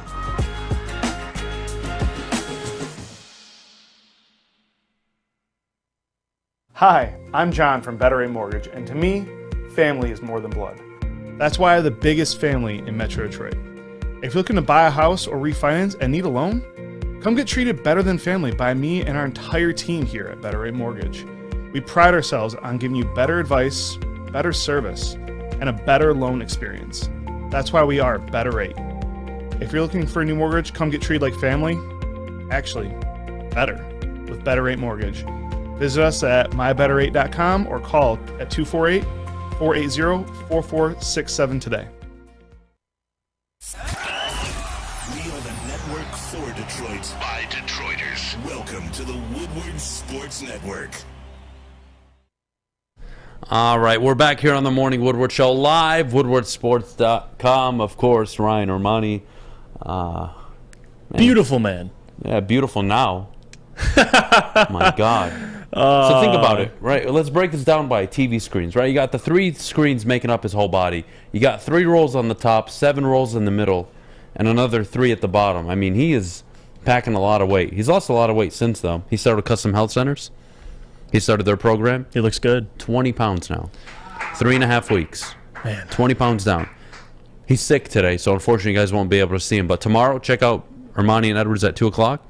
You will notice a significant difference. That guy on the screen, fat buck. The guy at 2 o'clock right now, changed man. Big Beautiful. Difference.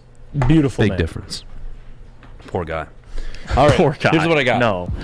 We talked a little bit about Blake Corum and his Heisman case. And Jeff, can I be real with you? Yeah. Does he look like a Heisman player? Adam, you know my answer. Just answer it. Yeah. He does? He does. Where is his Heisman moment? Where you were like, that's the best player in the country, or oh my goodness, I haven't seen a performance like that. We saw Bryce Young give one last year. Mm-hmm. We saw Kenneth Walker give one. We saw Aiden. Aiden gave one against Ohio State. Will Anderson. Like, these guys had those moments. What about the 11 carries, 5 touchdowns against some shitty team? No, what about 28 for $166 and 2 touchdowns against the top 10 team in Penn State? I don't know if that's a Heisman moment, but it's an impressive moment. I would say that was his best game. Yeah. Against the best against opponent. his most meaningful opponent. But Ohio State would be the defining game. I think that's the signature game where Yes. if he goes out and gives you $170 and 2 touchdowns, 3 touchdowns, I think he at least should get to New York. But I don't think, again, the Heisman, if I'm voting on it, it is for the most outstanding player in the country. Is Blake Corum the most outstanding player? Because if I'm honest, Jeff, and I really just try to be honest all the time, And sometimes I get burned for it. Right. And sometimes it works out really well, okay?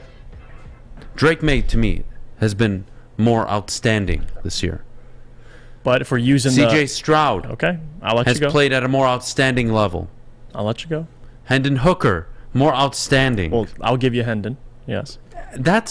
But for Drake May, if you're going to bring up the competition Michigan's faced, don't you dare bring up Drake May and how impressive. Because, listen, he's been impressive. 34 touchdowns and 3 but interceptions. He's beating up on the ACC. I mean, so is ACC this power conference now? No, that's not what I'm saying. Go through his schedule. Who has he played? Define his best game against what opponent? Just go on. To be honest, I can't give you one. I can't. But no. But it's a great point, dude. But he falls, in my opinion, he falls in the same category as Blake Corum, no? Are they not the same? Well, both are very outstanding at their position, but don't have a schedule to show for it. Fair or not fair? Fair. But both have Clemson and Ohio State coming up. That'll define their season, no? Yes. Because if Drake May has 3-4 touchdowns against Clemson, then yeah, I think we can have a conversation. I just think it's hilarious there. But listen, I've been talking about Blake Corum for quite some time, but I was willing to acknowledge that he does need those Heisman moments. I mean, listen, we had the college football show probably 6 weeks ago. And I'm not saying he doesn't deserve to be in the conversation. No, you Don't never get me said wrong. that. You said when we talk about awarding it Yes. today, I think first place I'm giving it to Hendon Hooker. Yeah, he's in there. I think my second place vote right now. I think my second place vote right now would be C.J. Stroud. Third place would be Blake Corum. Fourth place, Drake May. And I'd ask you, because it is, we can all acknowledge it's a quarterback award, but I'm not trying to make it one, though. But what has been C.J. Stroud's Heisman moment? I mean, he's had multiple 4-touchdown games. Well, give me the problem is his schedule is just as pathetic. The only difference is he has a signature win against Notre Dame. Not really impressive for me. And you think that performance against numbers, Northwestern hurts him too? But numbers count. Yes, it does. Right. It does, but again, I have to factor the weather. I have to factor how the game played out. He made moments with his feet when he had to. He's not my Heisman favorite. For me, it's Hooker right now. He is the most outstanding player in the country. I'll give you Hooker, yeah. And then you want to swap Corum at 2 and Stroud? I don't mind. I'm not arguing against Corum. I'm just giving you the reality of I put him up against Hooker, Stroud, even Drake May. He's going to be somewhere between 2 and 4. I think most people would have him at 3 or 4. Mm-hmm. He's got to go out and have a great game against Ohio State. And I'm not trying to discredit his season. He's been the bell cow back. He's been their offense. He's been the focal point. He's been the stop us, make us throw. You can't. We can keep running. He's been that. But is that a Heisman winner? Is it? I think if you're casting your vote today, who's your top 3? I would. Well, for me, it's Hooker, Corum, no order. I mean, so order we, you so can we make agree on the 3 it's, at least. It's Hooker, Corum, and if you want to do Stroud or Drake May, that's fine. Maybe I would even sprinkle in a little Caleb Williams in there if they can continue to win. I think Caleb deserves a little love as well. But to your point, I look at Heisman. Who should be first is consistency, right? That's number 1 for me. And Blake Corum checks that box. Hendon Hooker as well. That game against Georgia probably didn't help his case. Corum is playing on a top 3 team in college football. The team runs through him offensively. He's been consistent. I think Corum has a hell of a case, but Hooker does as well. But you look at Stroud and May. Georgia, and look at Stroud and May. He didn't look that good. C.J. Stroud. Mm-hmm. And Drake May, 34 touchdowns each, 3 interceptions, 4 interceptions. Oh yeah, they're balling. That is insane. Insane to me. But if we're going off numbers, Corum, he's one of the best backs in the country. Corum doesn't lead the nation in rushing. He's 4th. He leads the nation, he doesn't lead the nation in rushing touchdowns. He's tied for 2nd. So he's a top 4 but he's rushing He's leader. a top back. No, he's a top back, and he deserves all the credit in the world. For touchdowns on an undefeated Michigan team. And that's the thing. He is the best back. He's the best offensive player on one of the best teams in the country. He deserves to be talked about in the Heisman race, in my opinion. Right. And I'm not trying to hold him. I'm not trying to put his season up against Kenneth Walker's. I think we all agree it was robbery last year. Yeah. Last year, you saw one of the greatest single seasons ever by a running back. You're not seeing that this year out of Corum. The difference is the field's a little less competitive. That's it. That's the truth. That's the only difference. That's the truth. Corum's been an exceptional back all year. And you want to hold Hendon Hooker against Georgia? All right, well, go show me LSU and Bama, because he fucked those teams up. Yeah. Yeah, he did. So before we... he lost 0 touchdowns and 1 interception against the best team in the country. What did Blake Corum do last year against the best team in the country? That whole team Can you remind me? Manhandled, yeah. Well, I'm just saying, you can't point out single games and diminish somebody's case. Because Blake Corum didn't play in the 3 out-of-conference games, basically. They gave him like 7, 8, 10 carries, and that was it per game. Maybe I'm off. But let's bring in KoolAid. KoolAid coming up in just a bit. We'll talk some Pistons, and then we'll get to Mailbag. But before we go, Jeff, the best defense on and off the field. Well, let me tell you about it. It's Guardian Alarm. Talk about consistency. Guardian Alarm is consistent, and as the snow is falling on this November 16th, you got to have protection in your home. And Guardian Alarm is who you call. 1-800-STAY-OUT today. You can rest easy knowing you have 24/7 protection. That's 1-800-STAY-OUT. Let them know your friends at Woodward Sports sent you. Introducing the Planet Fitness Guide to getting that post-workout glow. Step 1. What's your why?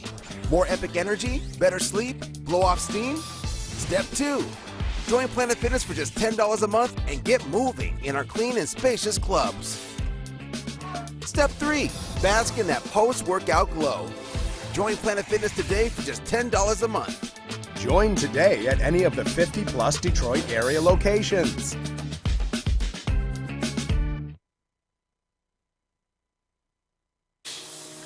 It's a great day to get some Centron in your life. Okay. There it is. Centron, here we go. Gotta grab the cranberry. Oh wait, it's 2 for $4. Gotta double up with the classic as well. Centron World, baby. Centron, available at select Krogers, and if you wanna know how, go to @CentronWorld.com. You get dope like me. You know what? Why wait?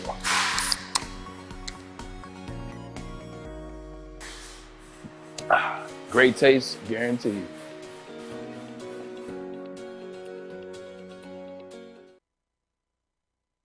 You have an opinion? Make sure it's seen and heard. Corner, jumper, tweet us, hop on the YouTube chat, slide in the DMS at Woodward Sports on all social media.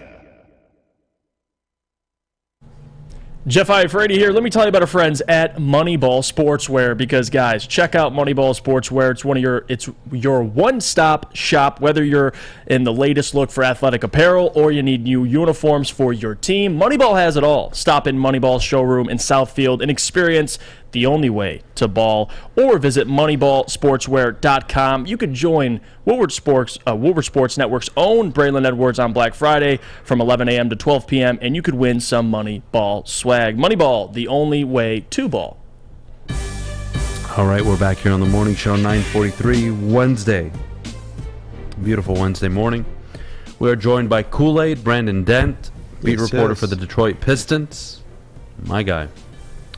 And he's joined by Kid KoolAid, too. And Kid KoolAid. By the way, happy birthday, buddy. Yes, sir. KoolAid, I got a question for you. Sir. I'm starting off. I'm not waiting. Give it to me. I'm going right at you. What's good, brother? What's good with Killian Hayes?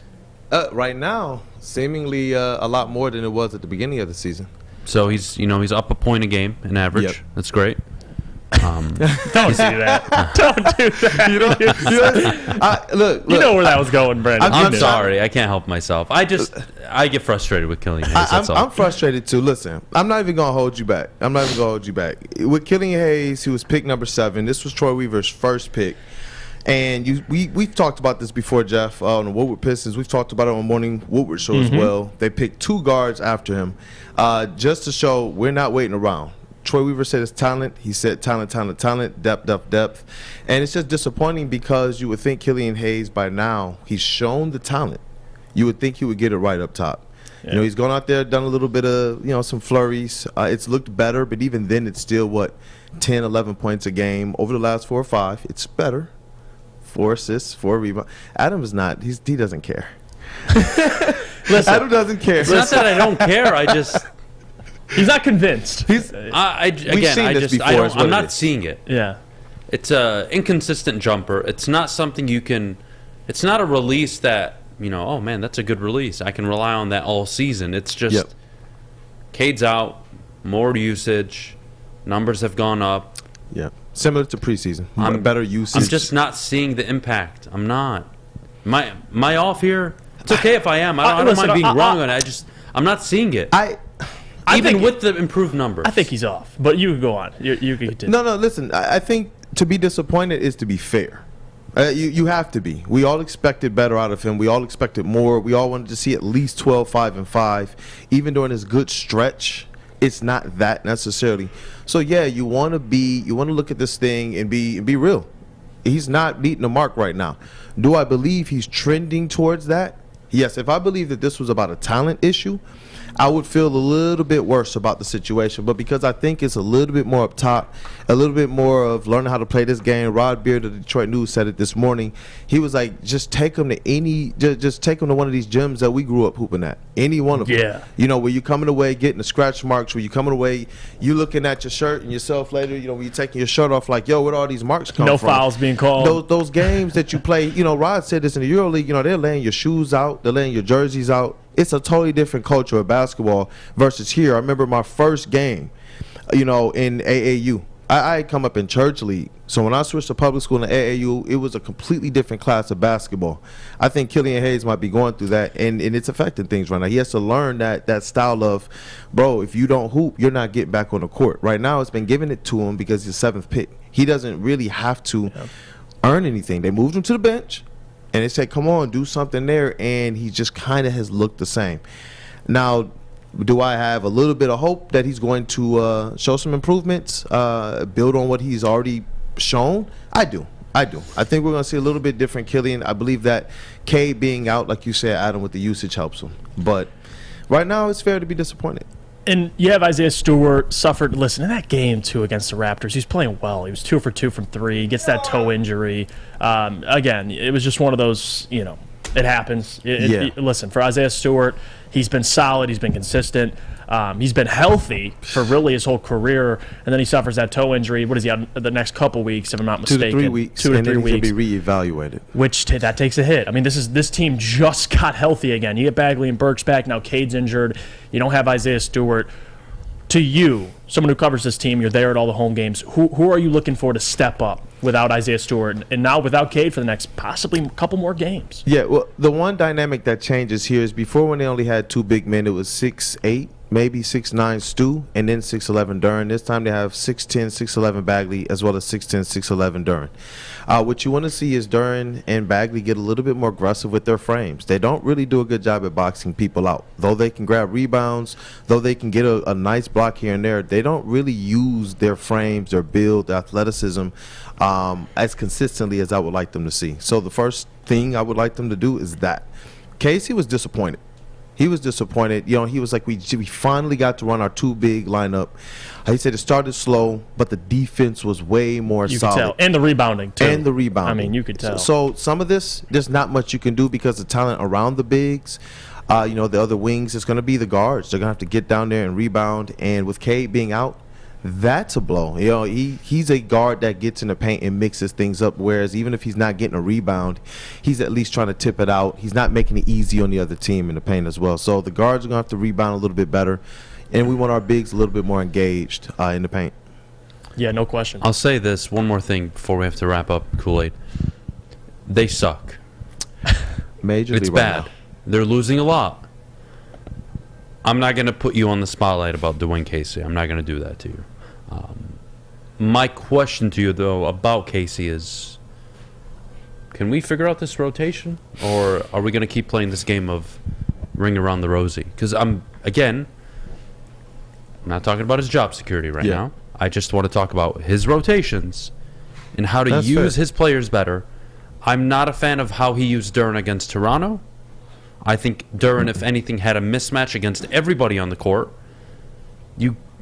You got to be more consistent, in my opinion. I'm not saying you can't make changes or switch it up mid-game depending on what's going on. But can you have a foundational 5 and then a go-to 2 or 3 lineups? Big, small, shooters, defense. Can it be consistent? You're hitting on something that, as we continue to see Casey, I wrote an article on this as well. I haven't really seen Casey in this type of a situation where you're not playing with a very, very talented lineup, and even the young players you have, you're still trying to figure out exactly what they are. And so I think he's still feeling his way through, and he said this after the last game. He said, listen, even this lineup that we started with, this is not concrete. At this time, they didn't know what was up with Isaiah Stewart. They thought maybe a couple games and they're back to the same lineup. He said this lineup will change. We're still looking at things and working through things. I think it's a marriage of the lack of talent they have, trying to figure out what positions these guys play, as well as one thing that Casey, I'm going to start to put a point on this now. I've seen it enough. I think to a fault he tries to protect his players from habitual mistakes. And he's talked about it in the past. He doesn't want them to develop or practice or just go out there and play while having these mistakes in their games. And Duran's offensive, post games and his moves, they're not as polished. He'll go out there and rely on moves that might get, like Andre Drummond. Andre Drummond came here and he was just kind of able to just be. No one really put a shot, put a stop to him just going out there and wanting to shoot threes, him going out there and just doing certain post moves that were like, yo, you're not there yet.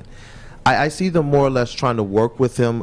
You see the little clips of him working on post moves, but then in games, it's kind of, sometimes it's there, sometimes it's not. Yep. Sometimes he hits a fadeaway, sometimes it's like, don't do that again. And I think it can get a little tough, but I wanted to see them go out there and just play. They're a young team. We all signed up for, if you're going to rebuild the right way, we will support the losing if we see these young guys playing, if we see these guys being the ones that are steering this ship. And what did we talk about, too, when Jeremy Grant was traded? It wasn't offense. To me, at least, it was defense, man. What he brings with his versatility. And Bojan's great. I love Bojan. But when shots aren't falling for Bojan, I mean, he's as I would use the word for Patrick Beverley, a traffic cone. That is essentially what Bojan is out there. He's not bringing anything defensively, so they got to figure it out. But I'm not going to sit here and hit the panic button. I'm not. All right. Well, KoolAid, appreciate you. You're the man, KoolAid. Appreciate you always. You're the man. As always. Thanks for stopping by. Happy birthday to the kid. Definitely. Enjoy the game. KoolAid. Enjoy the game. We're out of here. We'll be right back with Mailbag. Get your questions in the chat, woodwardsports.com. But before we go, Jeff, our good friends over at Big Boy. Well, guys, Big Boy, November 22nd is 99-cent Big Boy Day with the purchase of a Pepsi. You could satisfy those taste buds at Big Boy. You could visit bigboy.com for full details and participating locations. Fellas, let's be honest. We like things to be easy. We like simple stuff, like sports 7 days a week. We like things uncomplicated, like Lady Jane's Haircuts for Men. Open 10 to 8, 7 days a week. Walk in anytime. Sign in, sit down, watch your favorite team play. And before you know it, your hair will be game ready. Open 10 to 8, 7 days a week. Walk in anytime. Lady Jane's Haircuts for Men. It's wicked awesome. 3 NBA championships. Detroit fans were there. 11 Stanley Cups. Detroit fans were there. 4 World Series wins. Detroit fans were there. And that one Lions playoff win in 1991. Yeah, Detroit fans were there. Woodward Sports, where the fans are. Let me tell you about our friends at Chili Peppers Tanning, because, guys, it's where you'll find all the cleanest salons in the D with spotless, sanitized rooms and trained and certified tanning professionals. Join the Pepper Club for all the best deals. They'll beat all competitors by $5. ChiliPeppersTanning.com. Hottest bulbs, hottest deals, darkest tans, your vitamin D headquarters, 27 locations, and more on the way. Chili Peppers Tan? Jesse asks, Adam, are you going to admit now that USC is still a year or two away from winning the Natty? And how they're going to get blown out because of their defense that Luke and I tried to tell you back in June. Guys, I was on board with you. I was on board with that. Their defense would be horrendous. But they have Caleb Williams and Jordan Addison, arguably top 5 players at their position, respectively. What are we doing here? USC are somehow 9-1. Yep. And they have 2 ranked opponents left, UCLA on the road and home to Notre Dame. They win those 2 games during the playoff, boys. And they win the Pac-12 championship. And yes, they'll get blown out in the college football playoff. Who cares? Imagine taking over your program and getting to the college football playoff with no defense and 2 transfer guys and a new head coach. That's impressive to me. The fact that they're going to win potentially 10, 11 games this year, impressive to me. Very, very good debut season from Lincoln Riley. It only confirms my belief from day one when they made the announcement that he would run college football for the next 10 years out in Southern Cal. Can I nominate somebody for Dumbass of the Day? Ooh. I think I had a comment here. This is great. Cam says, LMAO, Cade is a joke of an NBA player. Can't stay healthy, can't shoot, can't not turn the ball over, can't not foul, total liability. His English can't not be better. No, I know. I'm just saying, it's the Dumbass of the Day. I'm going to call the comment out. His English needs to can't not get better. Oh, good one, Fish. I like that. Adam, you said they would get in the playoffs. Yeah. I'm sorry, Jesse. Last I checked, they're in pole position to make the playoffs. They beat UCLA, they beat Notre Dame, and they win the Pac-12 championship game. They're in the college football playoff, Jesse, under any circumstance. It doesn't matter. They will be in. And they will have 5 ranked wins. They beat Oregon State on the road. They're about to go and face UCLA on the road. They'll be home to Notre Dame. All those teams will finish in the top 25 this year, on top of Utah, which is their only loss, 7-point dogs on the road. They lost by 1 point.